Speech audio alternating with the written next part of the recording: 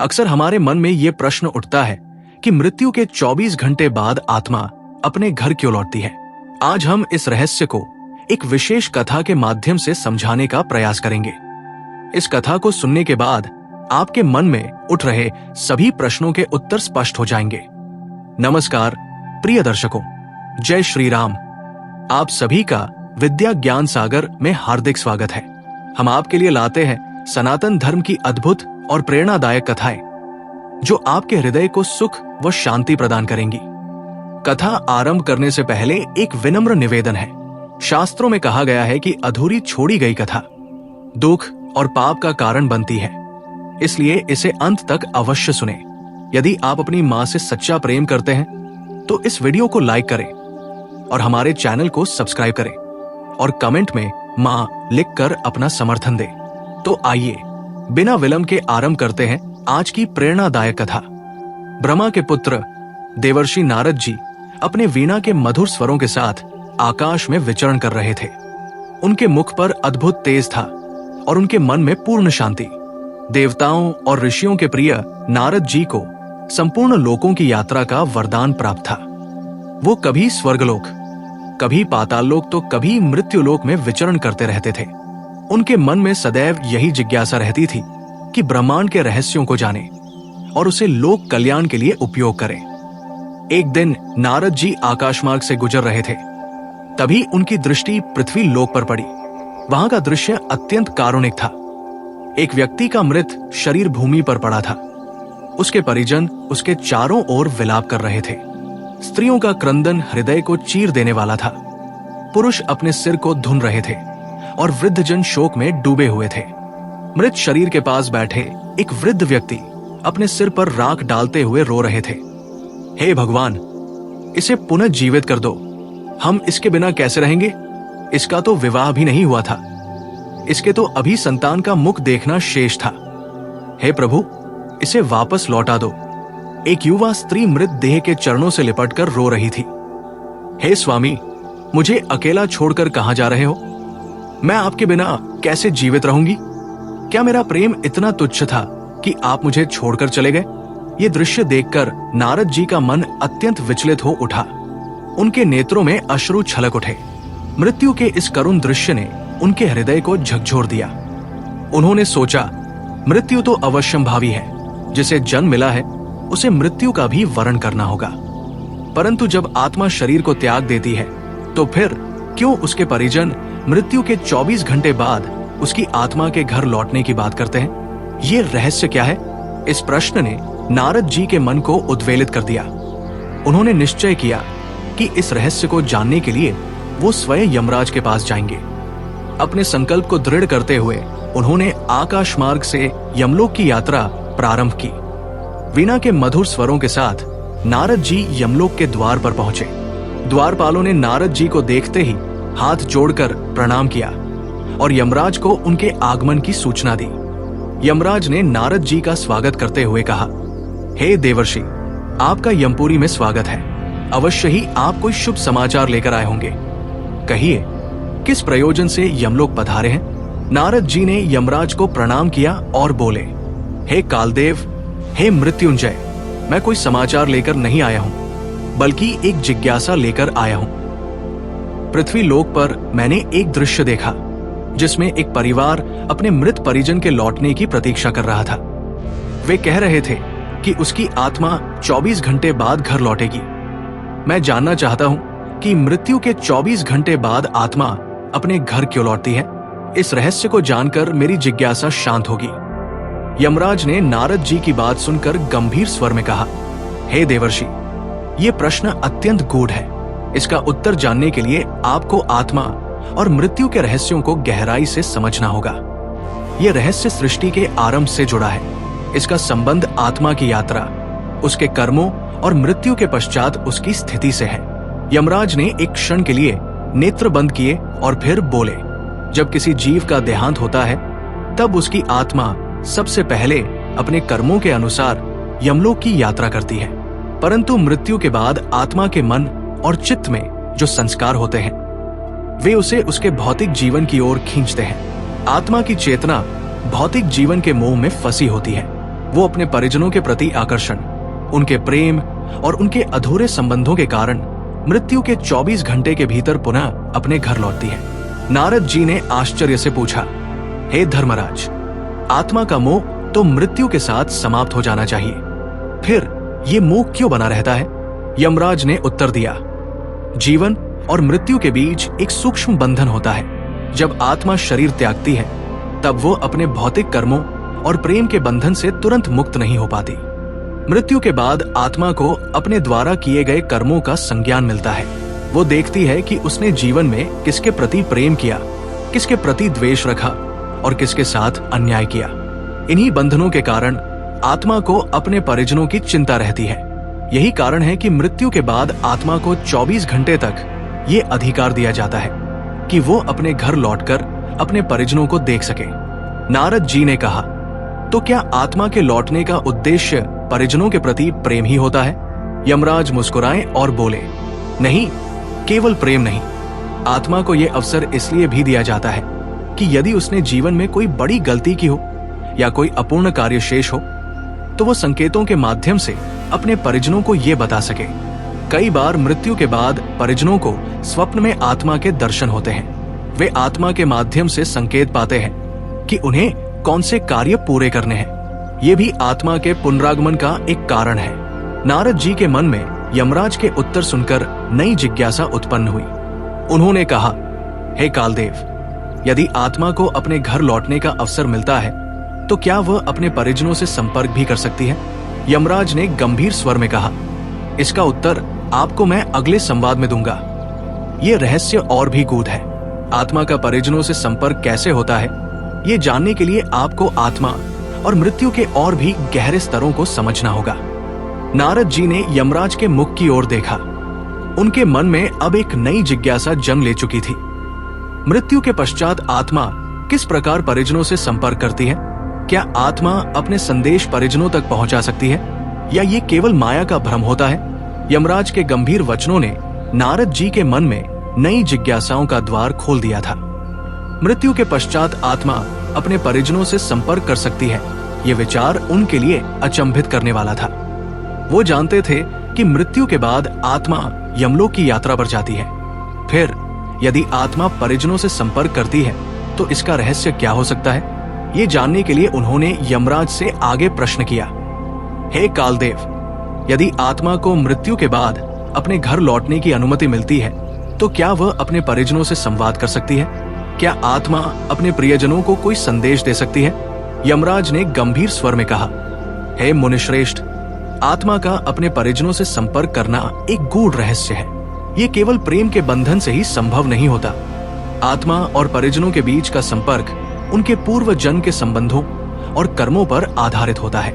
इस गूढ़ रहस्य को समझने के लिए आपको आत्मा की यात्रा और उसके मोह के मूल कारण को जानना होगा।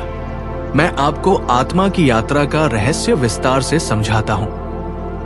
यमराज ने कहा, जब प्राणी का शरीर मृत्यु को प्राप्त होता है तो उसकी आत्मा सबसे पहले मृत्यु के देवता के गणों द्वारा यमलोक लाई जाती है।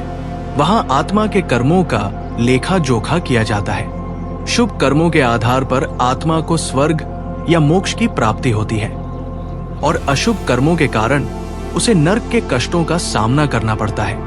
लेकिन मृत्यु और यमलोक की यात्रा के बीच एक सूक्ष्म अवधि होती है जिसमें आत्मा अपने मोह और बंधनों के कारण अपने भौतिक संसार में लौटने की इच्छा करती है। आत्मा के मोह और भौतिक आकर्षण का सबसे बड़ा कारण होता है अपूर्ण कार्य, असहायता और अधूरा प्रेम। यदि आत्मा ने जीवन में किसी के प्रति अन्याय किया हो, कोई बड़ा ऋण चुकाना शेष हो या कोई वचन अधूरा हो, तो आत्मा को यह अवसर दिया जाता है कि वो 24 घंटे के भीतर अपने परिजनों से संपर्क कर सके। नारद जी ने आश्चर्य से पूछा, परंतु हे यमराज, आत्मा के पास तो कोई स्थूल शरीर नहीं होता, फिर वो परिजनों से संपर्क कैसे कर सकती है? यमराज ने उत्तर दिया, आत्मा सूक्ष्म देह के रूप में होती है। उसके पास स्थूल शरीर नहीं होता, लेकिन उसकी चेतना और स्मृतियां शेष रहती है। आत्मा 3 माध्यमों से अपने परिजनों से संपर्क करती है, स्वप्न, संकेत और ऊर्जा के माध्यम से। मैं इन तीनों माध्यमों का रहस्य तुम्हें विस्तार से समझाता हूं।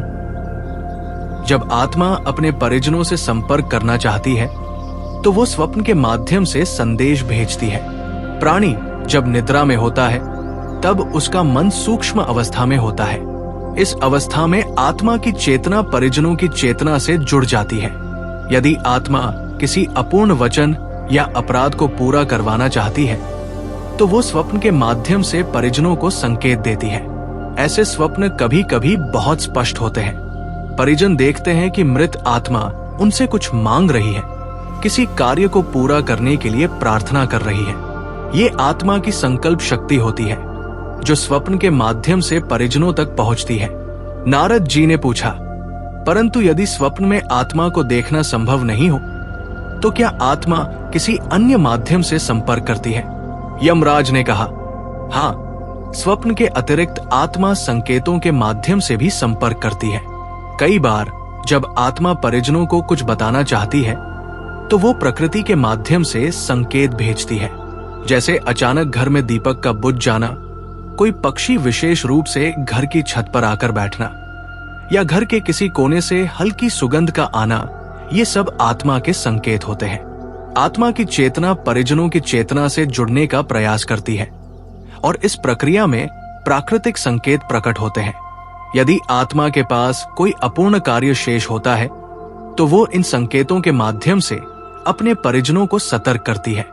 कई बार आत्मा के संकेत स्पष्ट होते हैं और कई बार परिजन इन्हें समझ नहीं पाते। नारद जी ने जिज्ञासा पूर्वक पूछा, और तीसरा माध्यम कौन सा है? यमराज ने कहा, तीसरा और सबसे रहस्यमय माध्यम है ऊर्जा। आत्मा अपने परिजनों के मन और हृदय में ऊर्जा के रूप में प्रवाहित होती है। कभी कभी परिजन अचानक अपने प्रियजन की उपस्थिति का अनुभव करते हैं। उन्हें ऐसा लगता है जैसे कोई अदृश्य शक्ति उन्हें देख रही है, उनका मार्गदर्शन कर रही है। ये आत्मा की ऊर्जा होती है जो परिजनों की चेतना के साथ जुड़कर उन्हें सही दिशा दिखाती है। ऐसे अनुभव सामान्यतः शांत वातावरण में होते हैं। ध्यान और प्रार्थना के समय परिजनों को आत्मा की उपस्थिति का अनुभव होता है। कभी कभी परिजनों के मन में अचानक किसी समस्या का समाधान आ जाता है। ये भी आत्मा की ऊर्जा का प्रभाव होता है। नारद जी ने पूछा, क्या हर आत्मा को ये शक्ति प्राप्त होती है? यमराज ने उत्तर दिया, नहीं, केवल उन्हीं आत्माओं को ये शक्ति प्राप्त होती है जिनका मन और चित्त जीवन में शुद्ध और निर्मल रहा हो। यदि आत्मा पाप और क्रोध से भरी हो तो उसे ये शक्ति प्राप्त नहीं होती। वहीं जिन आत्माओं ने जीवन में प्रेम और सत्य का पालन किया है वही मृत्यु के बाद इस शक्ति को प्राप्त करती है। नारद जी ने कहा, हे यमराज, ये रहस्य तो अत्यंत गूढ़ है, परंतु यदि आत्मा इन तीनों माध्यमों से संपर्क करने का प्रयास करती है तो क्या वह अपने अपूर्ण कार्यों को पूरा कर पाती है? यमराज ने गंभीर स्वर में कहा, यह तो आत्मा की संकल्प शक्ति और परिजनों की श्रद्धा पर निर्भर करता है। आत्मा संकेत देती है, परंतु उसे समझना परिजनों का कर्तव्य होता है। यदि परिजन संकेतों को समझ ले तो आत्मा के अपूर्ण कार्य पूर्ण हो सकते हैं। यदि परिजन संकेतों की उपेक्षा करें तो आत्मा को अगले जन्म तक प्रतीक्षा करनी होती है। नारद जी के मन में अब भी एक जिज्ञासा शेष थी। उन्होंने कहा, हे यमराज, आत्मा की शांति का अंतिम मार्ग क्या है? क्या आत्मा तब तक परिजनों के साथ रहती है जब तक उसके अपूर्ण कार्य पूरे न हो जाएं? यमराज के वचनों ने नारद जी के मन को और अधिक जिज्ञासु बना दिया था। अब तक उन्हें यह ज्ञात हो चुका था कि मृत्यु के बाद आत्मा स्वप्न, संकेत और ऊर्जा के माध्यम से अपने परिजनों से संपर्क करती है, परंतु एक गूढ़ प्रश्न अभी भी उनके मन में शेष था। आत्मा की शांति का अंतिम मार्ग क्या है? नारद जी ने यमराज से विनम्र स्वर में कहा, हे धर्मराज, आत्मा के स्वप्न, संकेत और ऊर्जा के माध्यम से परिजनों से संपर्क करने का रहस्य तो आपने स्पष्ट कर दिया, परंतु अब मैं ये जानना चाहता हूँ कि आत्मा की शांति कैसे प्राप्त होती है? क्या आत्मा तब तक अशांत रहती है जब तक उसके अपूर्ण कार्य पूरे न हो जाए? यमराज ने गंभीर स्वर में कहा, हे मुनिश्रेष्ठ, आत्मा की शांति का मार्ग अत्यंत सूक्ष्म और जटिल है। प्रत्येक आत्मा की यात्रा उसके कर्मों और संकल्पों पर आधारित होती है। कुछ आत्माएं शीघ्र ही शांति प्राप्त कर लेती है, जबकि कुछ आत्माएं युगों तक भटकती रहती है। आत्मा की शांति के 4 मुख्य मार्ग होते हैं: कर्मों की पूर्ति, पिंडदान और श्राद्ध, प्रायश्चित और मोक्ष साधना, भक्ति और ईश्वर की कृपा। यमराज ने विस्तार से आत्मा की शांति के इन 4 मार्गों का रहस्य बताया। यमराज ने कहा, जब आत्मा शरीर छोड़ती है तो वो अपने जीवन के अधूरे कार्यों और अपूर्ण संकल्पों को पूरा करने के लिए प्रयास करती है। यदि आत्मा ने जीवन में किसी से कोई वचन लिया हो, किसी के प्रति अन्याय किया हो या किसी का ऋण चुकाना शेष हो, तो आत्मा तब तक अशांत रहती है जब तक ये कर्म पूरे न हो जाएं। यदि आत्मा के परिजन उसके अपूर्ण कार्यों को पूरा कर दें, तो आत्मा को शांति प्राप्त हो जाती है। यही कारण है कि मृत्यु के बाद परिजन आत्मा की आत्मा शांति के लिए उसके अधूरे कार्यों को पूरा करने का प्रयास करते हैं। नारद जी ने पूछा, हे यमराज, क्या आत्मा स्वयं अपने कर्मों को पूरा करने का प्रयास करती है? यमराज ने कहा, हाँ, कई बार आत्मा परिजनों को संकेत देकर अपने अपूर्ण कार्यों को पूरा करने की प्रेरणा देती है। जैसे कोई पिता अपने पुत्र के विवाह से पहले मृत्यु को प्राप्त कर ले, तो उसकी आत्मा पुत्र को स्वप्न या संकेत के माध्यम से विवाह की प्रेरणा देती है। यदि पुत्र पिता के संकेत को समझकर विवाह कर ले, तो आत्मा को शांति प्राप्त होती है। इसलिए आत्मा का कर्मों की पूर्ति के माध्यम से शांति प्राप्त करना सबसे पहला मार्ग है। यमराज ने आगे कहा, दूसरा मार्ग है पिंडदान और श्राद्ध। आत्मा की शांति के लिए पिंडदान और श्राद्ध का अत्यंत महत्व है। जब आत्मा अपने कर्मों को पूरा नहीं कर पाती, तो उसके परिजनों को उसके उद्धार के लिए पिंडदान और श्राद्ध करना चाहिए। पिंडदान के माध्यम से परिजन आत्मा को तृप्ति प्रदान करते हैं। गंगाजल, तुलसी पत्र, चावल और तिल के माध्यम से किए गए पिंडदान से आत्मा को सूक्ष्म शरीर में ऊर्जा मिलती है। इससे आत्मा को यमलोक में शांति और संतुष्टि मिलती है। श्राद्ध के माध्यम से आत्मा को ये विश्वास हो जाता है कि उसके परिजन उसे भूले नहीं हैं और उसे मुक्त करने का प्रयास कर रहे हैं। इससे आत्मा का मोह कम हो जाता है और वह धीरे धीरे शांति की ओर बढ़ने लगती है। नारद जी ने पूछा, हे यमराज, यदि परिजन पिंडदान और श्राद्ध न करें, तो क्या आत्मा को शांति नहीं मिलेगी? यमराज ने गंभीर स्वर में कहा, यदि आत्मा के परिजन पिंडदान और श्राद्ध न करें, तो आत्मा को शांति प्राप्त करने में अत्यंत कठिनाई होती है। ऐसी आत्माएं प्रेत योनि में चली जाती है और भटकती रहती है। यही कारण है कि सनातन परंपरा में श्राद्ध और पिंडदान का विशेष महत्व है। यमराज ने कहा, तीसरा मार्ग है प्रायश्चित और मोक्ष साधना। यदि आत्मा ने जीवन में कोई पाप या अपराध किया हो, तो उसे प्रायश्चित द्वारा शांति प्राप्त होती है। परंतु मृत्यु के बाद आत्मा स्वयं प्रायश्चित नहीं कर सकती। तब उसके परिजनों को ही प्रायश्चित करना होता है। यदि किसी ने जीवन में हत्या, चोरी या अन्य पाप किए हो, तो उसके परिजनों को तीर्थ यात्रा, हवन, यज्ञ और तपस्या के माध्यम से प्रायश्चित करना चाहिए। इससे आत्मा के दोष समाप्त होते हैं और उसे शांति प्राप्त होती है। प्रायश्चित के बाद आत्मा धीरे धीरे मोक्ष साधना के मार्ग पर बढ़ती है। मोक्ष साधना के लिए आत्मा को तपस्या, ध्यान और भक्ति का सहारा लेना होता है। आत्मा के मोक्ष के लिए परिजनों को नियमित रूप से भागवत कथा, रामायण पाठ और सत्संग का आयोजन करना चाहिए। इससे आत्मा के बंधन समाप्त होते हैं और उसे शांति मिलती है। यमराज ने आगे कहा, आत्मा की शांति का सबसे सरल और सर्वोच्च मार्ग है भक्ति और ईश्वर की कृपा। यदि आत्मा के परिजन भक्ति मार्ग पर चले, भगवद गीता का पाठ करें, भगवान के नाम का जप करें और सेवा का मार्ग अपनाएं, तो आत्मा को सहज ही शांति प्राप्त हो जाती है। भक्ति से आत्मा का मोह समाप्त हो जाता है। आत्मा की चेतना ईश्वर से जुड़ जाती है और वो सदा के लिए शांति को प्राप्त कर लेती है। यही कारण है कि मृत्यु के बाद राम नाम सत्य है का उच्चारण किया जाता है, जिससे आत्मा को भक्ति का मार्ग मिल सके। नारद जी ने यमराज के वचनों को ध्यान से सुना। उन्होंने कहा, हे कालदेव, आत्मा की शांति के ये मार्ग तो अत्यंत सरल और स्पष्ट है, परंतु क्या हर आत्मा को मोक्ष प्राप्त होता है? यमराज मुस्कुराए और बोले, ये तो आत्मा के कर्मों और परिजनों की श्रद्धा पर निर्भर करता है। यदि आत्मा के कर्म शुद्ध है और उसके परिजन भक्ति और सेवा के मार्ग पर चल रहे हैं, तो आत्मा को शीघ्र ही मोक्ष प्राप्त हो जाता है। परंतु यदि आत्मा के कर्म बंधन में है, तो उसे कई जन्मों तक भटकना पड़ता है।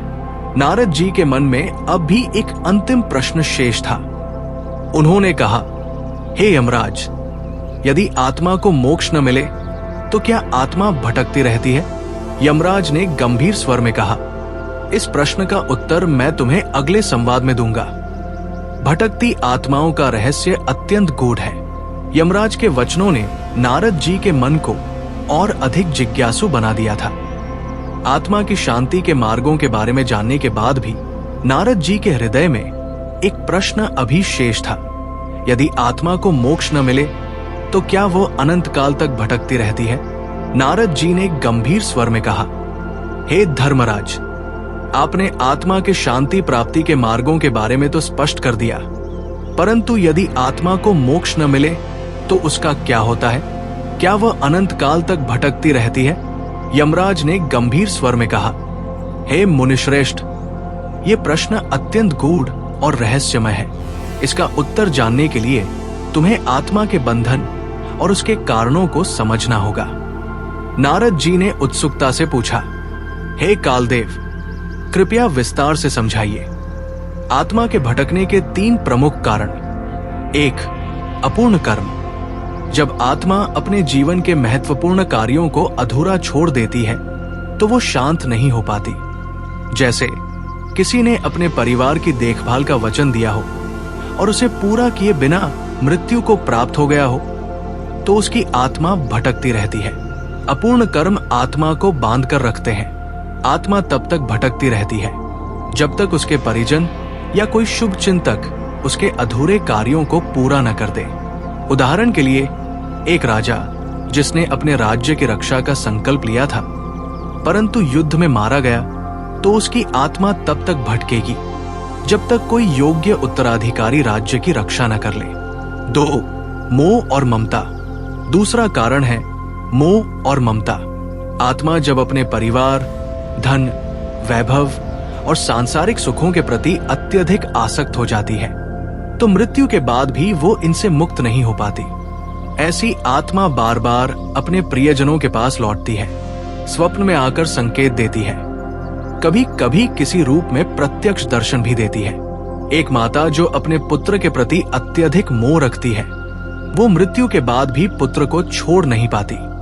पुत्र यदि दुखी हो तो आत्मा अशांत रहती है। इसी कारण मृत्यु के बाद राम नाम सत्य है का उच्चारण किया जाता है, ताकि आत्मा मोह से मुक्त होकर ईश्वर के चरणों में समर्पित हो सके। 3. पाप और अपराध। तीसरा और सबसे जटिल कारण है पाप और अपराध।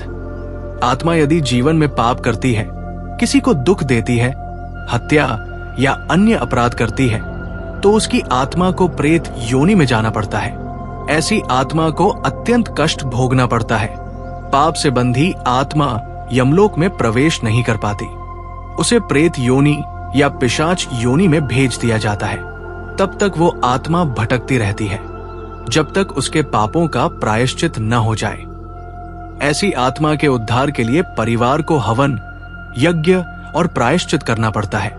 नारद जी ने पूछा, हे धर्मराज, यदि आत्मा को मोक्ष न मिले और वो भटकती ही रहे, तो क्या उसका कोई उद्धार संभव है?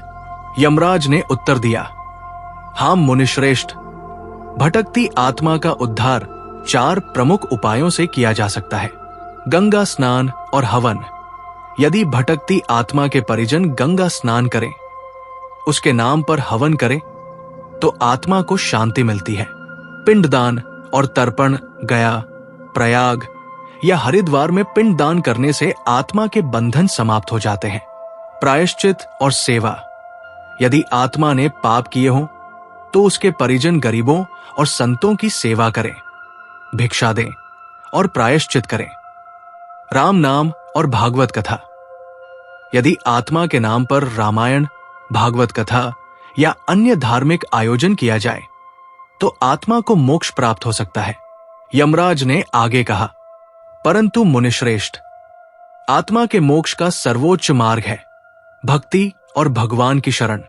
यदि आत्मा के परिजन भगवद गीता का पाठ करें, राम नाम का जप करें और भगवान का स्मरण करें तो आत्मा को तुरंत मोक्ष प्राप्त हो सकता है। भगवान श्री कृष्ण ने स्वयं गीता में कहा है, मामेक शरणव्रज अहत्वा सर्व पापेभ्यो मोक्षयिष्यामि मा शुचः। अर्थात मेरी शरण में आओ, मैं तुम्हारे समस्त पापों का नाश कर दूंगा और तुम्हें मोक्ष प्रदान करूंगा। यमराज के वचन सुनकर नारद जी के मन के समस्त संशय समाप्त हो गए। उन्होंने कहा, हे कालदेव, आपने आज मेरे समस्त प्रश्नों का उत्तर देकर मुझे संतुष्ट कर दिया। अब मुझे पूर्ण विश्वास हो गया है कि आत्मा की शांति और मोक्ष का मार्ग भक्ति और भगवान की कृपा से ही संभव है।